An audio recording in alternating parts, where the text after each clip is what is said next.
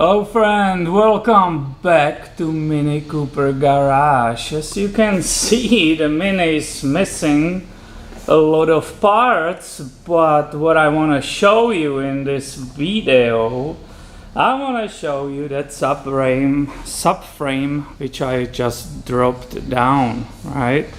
That's a part which needs to be removed in certain situation, like for example doing a clutch, therefore removing entire transmission.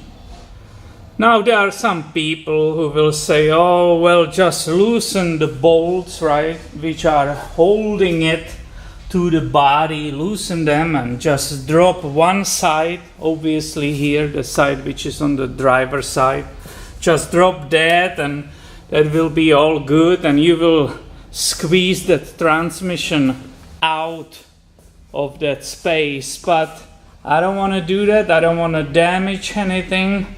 I want to do it right the first time. That's how I operate, and that is basically the main reason why I removed the whole thing.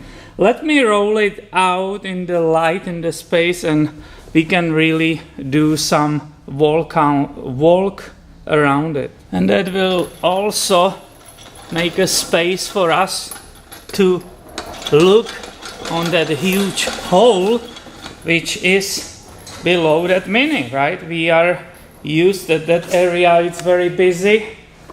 So here we go. Basically this is the view from the back, right? See, there were some rocks caught there and so on. So this is 3 bolts on each side, right? And there is one and one. Obviously everything is symmetrical. You can see the whole steering. This had to be disconnected. Obviously I made my mark there, so when I'm putting it together it's exactly the same way. There was so many things which had to be disconnected. I couldn't film it for you, sorry, right? That will be too much. I don't have a time for it. I need to move on. I have another car which just came for service, right? And I have a lot.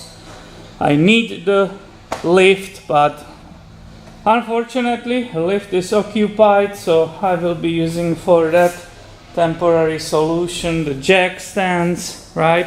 But let's go back to this. Here you can see that electro-hydraulic pump, right? Of course, always make sure you didn't forget to disconnect all these, otherwise you will rip it off, you know, when you are lowering it. There is that little trick that you keep all this power steering system hooked. There's no need for disconnecting it and making more mess.